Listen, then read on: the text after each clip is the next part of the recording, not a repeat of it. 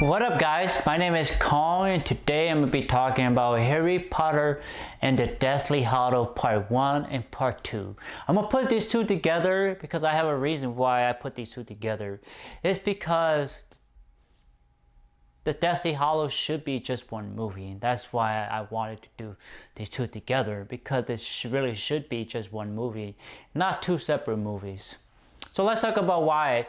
The first movie, it goes nowhere. I mean, it's about Harry Potter getting captured, he's leaving, he's on the run, that sort of thing, and he left school, and he's on his own. Okay, I understand. But why did it need to be part 2? I mean, part 1 and part 2. So that's the con, the negative for this movie. There is no positive for part 1. There is none. There's no pro for the movies. So let's talk about, now to get that out of the way guys, let me talk about the second part of the movie. I think the second part of the movie is the crucial one. It's the most important one. It's the most impactful one. It's the most climatic. It is the most important one of the whole movie, the whole series, the whole saga of Harry Potter and his friends, the staff of the people at Hogwarts, the student at Hogwarts, professors and headmasters, that sort of thing. So what I like about this movie is the storytelling, the coming to the end of the story, the end of a journey for Harry Potter, for Hermione, Ron, Professor Hagrid, Professor Snape, even to the school itself. The school itself was attacked by the Death Eaters and his fanatic followers of the Lord Voldemort. So I like that. I give it an epic. In this movie, you get to see the epic ending. You see the battle, the fight, the two opposing, the light and the dark and the light fight on school ground. How awesome is that? How rare do you see it like that? So I like that a lot here. What else did I like?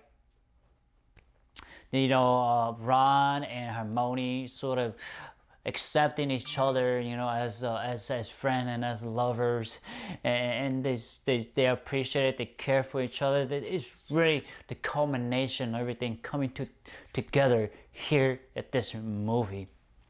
So what else? I like this movie. I like part 2 a lot because it's so climatic. It's very epic. It's at the height before the fall. Before the resolution.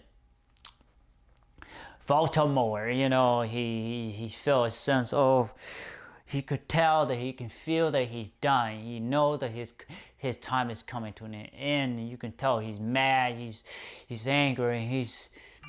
He's trying to kill Harry Potter, so because the prophecies say only one can only live, two cannot live, because obviously Voldemort have unmistakably created a Horcrux of inside of Harry Potter. So in turn, Harry Potter has to die to get rid of the Horcrux and then come back. So I like that a lot. It's a resurrection. And all of this, all of the pieces with the invincibility cloak, the wand, the resurrection stone, it goes back to this tale of the Deathly Hallow. It all come together. All of it come together right in this movie, part 2.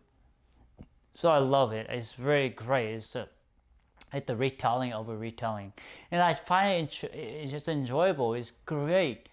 I love the fight between Harry Potter and Lord Voldemort. He's talking, Voldemort is talking trash. He's you can tell he won. He's on top of the world, but he isn't, because he's on the edge of dying. So you can tell he's hungry. He's desperate, and Harry Potter is desperate too, to defend his friend, to defend Hogwarts, defend the goodness of the magic world. So I like that a lot here. You get to see the two forcing fighting against each other.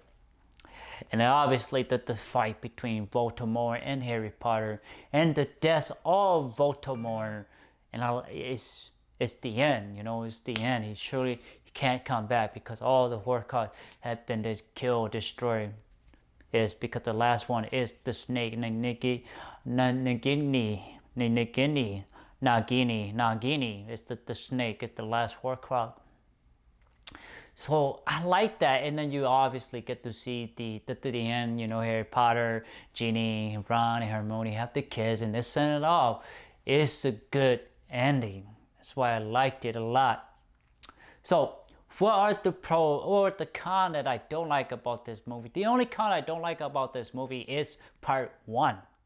Part one is useless. Part one does not serve anything at all. A little bit. I would have been fine with a 3-hour movie because we got everything we needed in part two. We don't have anything in part one. Part one is useless. It doesn't need to be existed at all. It's just trash. Not trash. It doesn't serve a purpose. It doesn't give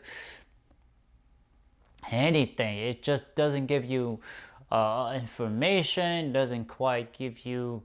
It does, but it seemed like it's just dragged on with the sense of purpose of dragging on. There's a sense of purpose of serving to the fan and to the people who love Harry Potter. It just doesn't do it. It just drags on, you know. It just got boring. That's the only con I give this movie. These two part movies. Part one you can almost skip and watch two and be fine with that. So, what was the rating I give this movie? I give it a 7 out of 10. I think this is a good movie. Part two, not part one. Part two is very good. It's climactic. It's resolution. Is everything coming together at the end, and then a new generation have come, and I like that here. I really do. I like this. It's well executed, well written, well put together. That's why I give it a 7 out of 10. I enjoyed it for that reason, guys. Anyway, please like, thumbs up, share, subscribe, and browse to my YouTube channels. I have a lot of content for you guys to check out. Please do so. Thank you so much, guys. Take care and have a good one. Bye-bye.